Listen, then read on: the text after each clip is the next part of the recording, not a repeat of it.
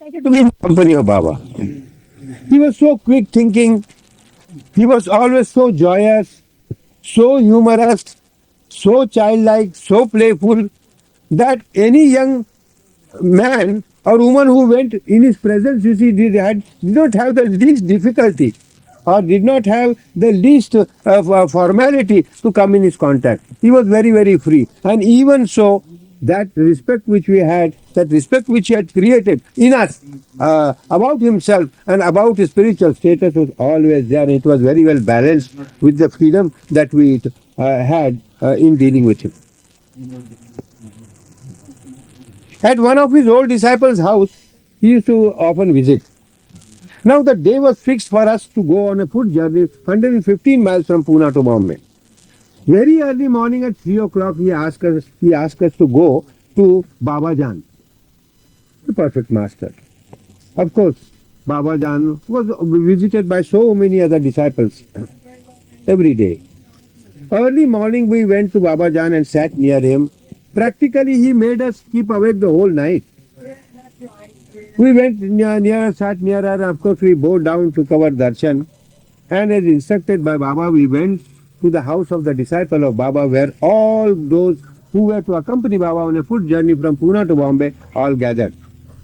I was a young boy at that time. Of course, I felt very hungry.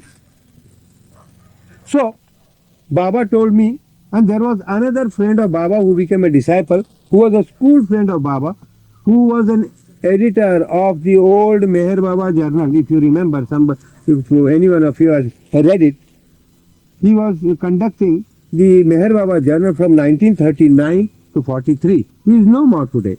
And he became a very ardent disciple. He was a Muslim. And it was very difficult for a Muslim to believe in somebody as a saint or the perfect master or much less as the avatar who belonged to a religion other than the Muslim religion. But here was an instance. He was a school friend of Baba. Later on he became the disciple of Baba. He also accepted him as the avatar of the age. So this Dr. Ghani and I was there. Both of us were there. And Baba, of course, asked us to get a breakfast for all the people who were there. He asked us to get some cream and bread.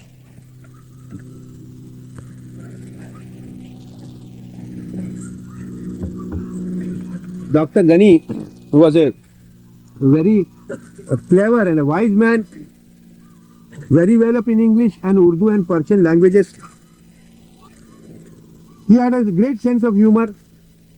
He was much older than me, and both of us went to a small shop there, a small cafe early morning, and asked him to just prepare so many plates, dishes of cream and bread, and carry it over to the house of Baba's disciple, where Baba was there, and his disciples were sitting also to take it there.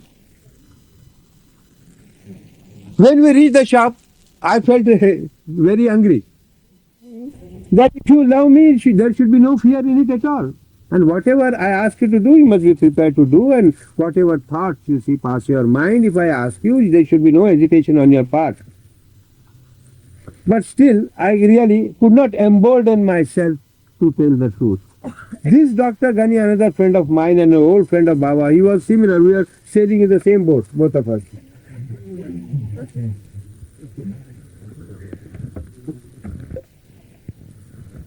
It went on, and one day Baba asked us to sit near him. And then asked both of us a question, do you know who I am? I said, yes, you are a perfect master, Baba, we know. But you have been telling me lies all the time. We felt very bad about this. Do you know that I know all your thoughts? I say, I suppose so, Baba. I suppose you know all the thoughts. Then why is it that you have been telling me lies? Then Baba revealed some very old incident of my life when he had not come into my life with all the details. It was a small, I don't exactly remember what the incident was, but the incident was very, very small. But with that meticulous accuracy, you see, he revealed the whole incident, the time, the place they happened. In case of Dr. Abdul Ghani also, he did the same thing. And then he said, yes, Baba, you know everything. Now we don't have a shadow of doubt that you know everything. And we felt it so bad that both of us, you see, started weeping there. We wept for full 20 minutes, you see. Everything came out. And then we gave a promise to Baba that from now onward we shall see that you never tell a lie to you. Because we are 100% convinced that even if we were to hide anything from you, conceal it will not be possible because you know everything. One day Baba told me that not only I know your thoughts today, but if you refer to the article in the God Speaks, the Eternal Now, wherein Baba says that there is no past, there is no future, it is all the eternal now. It is this the present moment which is the real, and the reality is right here. And all what we call the past and the future, they merge into the present, and there is no such a thing as a past and future at all. But one has to have that experience of it, you see. It is only on our part something said by Baba and heard by us and believed by us. But to go to that experience, naturally one has to become Baba himself. That is apart from the point.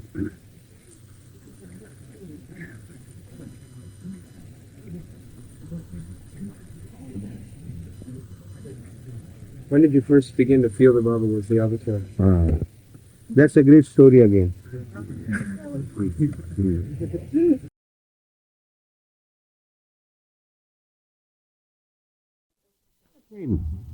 There was no difference in my love at all. But I think a deeper reverence, an awful reverence for him grew much more than it was there when I believed him as only the perfect master. Will Baba pass on spiritual authority like Maharaj did to... No, that is the difference. That is the main difference between the avatar and the perfect master. You see, the perfect master always, it's very conventional that he goes on giving his charge to his chargeman. The perfect master drops his body and another becomes the perfect master, takes his place. He is also God realized. He takes up all the functions and the duties of his guru, and it goes on and on. In the case of Baba in the avataric period, it is very different at all. He has no chargeman. He does the entire work of the whole world, and it is he is the only link between God and the illusion. And perfect master, when he drops the body, he becomes completely disconnected with illusion. The avatar, when he is in body or without body, he is always linked with the illusion. He is always linked with the creation. And the perfect master who does the work merely executes the plan that has been made by the avatar during his lifetime. And the avatar comes every 700 or 1000 years, every time he comes into the human form. What is it you ask? When will there be more perfect masters? Hmm? When will there be more perfect masters? Perfect masters are there in every generation. Even during the lifetime of Baba, there were 5 perfect masters, but they were dormant because the whole charge of the functioning of the world was taken up by Baba himself. Then how will one guy will be the head of the perfect masters? He is the perfect master. That guy is the perfect master, is the head of the other 4. How does he get to be head? Huh? How does he get to be head? Well, see, it is going on for ages like this. We do not know because it is revealed to us by Baba himself. Right. The explanations about this perfect master and the difference between the perfect master and the avatar is only given to us by Baba. Because I heard many discourses given by Upasri Maharaj. Nowhere has he mentioned anything about this at all. And the perfect master, when he functions into the world, Baba said that he acts. He does not directly get involved into the world for the benefit of the world. But the avatar becomes and the perfect master acts. There was another analogy Baba had given that when the perfect master works in illusion and puts his hands into illusion, is it as if he puts on gloves on both of his hands and then because he cannot stand the heat of the whole illusion, of the whole creation. But the avatar himself takes a plunge into the illusion. He does not act, but he becomes. And that is why he has to suffer tremendously. Christ has to suffer so much. Eventually he was crucified, he had to go through that suffering. Why? Because the avatar becomes and the perfect master acts. There's a question over there. Ramakrishna Paramahansa. Ramakrishna Paramahansa was the perfect master. Now, once I remember Baba had said, how has this meditation come into being practiced or being taken records to by a human being? Baba said, once you see the population of the world was so small, the time was always hanging overhead, and people had very little to do, and the farming was the only profession, and it was a very slow process, and man was not very active and busy. So some of the people who did not have to do anything, they started doing meditation. This is the very genesis of the meditation. Meditation, really speaking, is not the way to realize oneself. It has come into being just because, as Baba said, that man had very little to do, there was so much of time on hand, he had nothing actively to do, so he takes recourse to doing something which he calls meditation within himself. For the matter of that, any subject you may take, even a subject of any educational subject, say psychology, a man takes up a subject of psychology, reads about psychology, and then he goes and thinks over it, deliberates over it, and he entertains all the thoughts and ideas pertaining to a certain subject, say psychology. That is a meditation. Meditation is a thing that man goes on thinking deliberately upon a subject, the thoughts of whom are pertaining to that specific subject. It becomes a meditation. It may be meditation on God, it may be meditation upon yourself, it may be meditation upon every educational subject, it may be meditation upon anything. Even a man who actively does certain work, supposing a man does a carpentry work and he has to produce a certain piece of furniture, he concentrates upon it. His thoughts are all there. You see, that's a meditation. That's a meditation in action both. But for a man to really think that by meditation alone he is going to realize his own self, he is going to become God realized, that is, Baba says, it's not possible at all. Because the very means and medium through which you meditate is your own mind, is your thinking power. Baba says, for God realization, that has completely to be destroyed and completely to be annihilated. It has to go away. So how is it possible with that medium to destroy itself? You cannot destroy yourself. The mind cannot destroy itself. It's the master alone. And the mind is composed of all your past impressions that keeps you away from your real self, who is nothing but God, who is nothing but Meher Baba.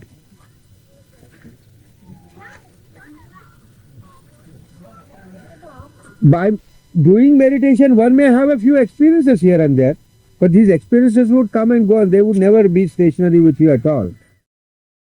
Every individual comes to Baba in a different way. Some come through drugs, some come through some physical hardships, some come through having gone through a very great crisis in life. He remembers God, he comes into contact with Baba. They are in different ways, these are different approaches. Just as all the radia come and meet at a point in the center, so different human beings, according to their circumstances, according to their karma, according to their propensities, they come along. So there may be many persons like this, that through drugs they may have come. So it doesn't, you see, we cannot draw a logical conclusion that drug is the thing which is necessarily required for a person to go to Baba. Do they have any value?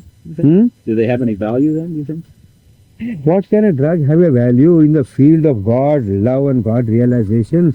I don't think it has any value at all, because love, it has just a physical effect on the your brain cells, or it may have an indirect effect on your mind. But what is mind, what is brain, what is body? When God realization and love for God is concerned, it is something far too high. You see, the Hafiz poet says, Hafiz was God realized, a very favorite poet of Baba. Baba used to have these verses recited before him. He says, Janab Ishkara Dargah Basi Bala Taraza Class.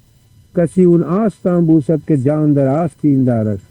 He says the position, the place of love is far too beyond the borderline of your intellect. One who he alone is successful in going to the threshold of God if he carries his life in his sleeve. That means to say he does not love his life at all. He carries it in his sleeve, prepared to give up or throw it away, destroy it at any time he is asked to. He loves God, he loves Baba, he loves the avatar much more than his own life. Where is the intellect? It is far too low, it has its part to play. You see, among the family of insects, an ant may be very important. A small ant, among the family of so many small insects here, on mosquitoes and other insects, an ant may be very important. But does it hold any importance before a human being? What is the difference between an ant and a human being? Ant lives on the same earth and human being lives on but what a difference, what a vast difference. Much more the difference exists between you and I as an ordinary man, Baba as the avatar. Living as both are on the same earth, both having the same human bodies, but the difference is so vast and so great. So where is the drug? Where is the place of this drug? I do not know. Can the can help you realize the illusion of your. Pardon? Perhaps drugs can help you realize the illusion that you think you are. He will have the experiences of the lower illusion. It won't give him a realization that this is the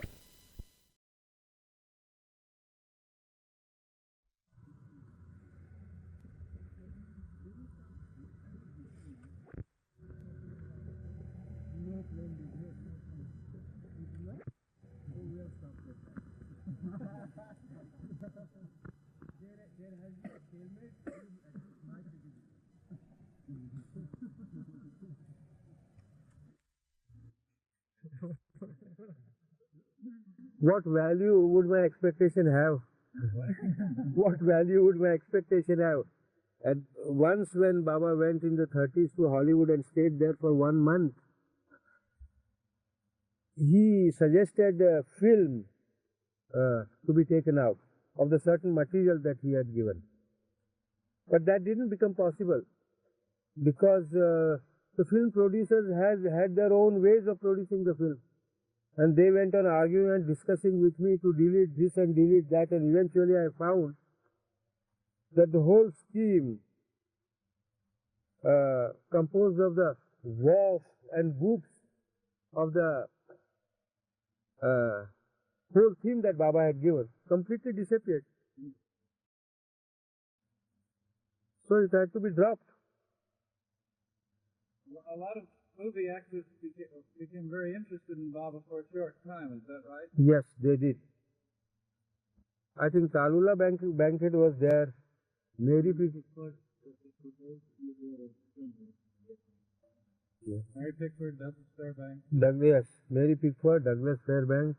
What was the circumstances of their sort of falling away?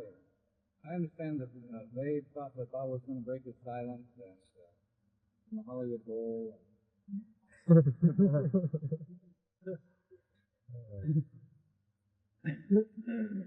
I do not think it was exactly that Baba wanted to break his silence, and because he did not do it, that they fell away. I do not think so. I think it was just sort of momentary fascination. Well, they were drawn for the moment, and I don't think we could expect more than that from them. Were they very taken up by Baba at that time? Yes, at that time, of course, they were almost enamored by Baba.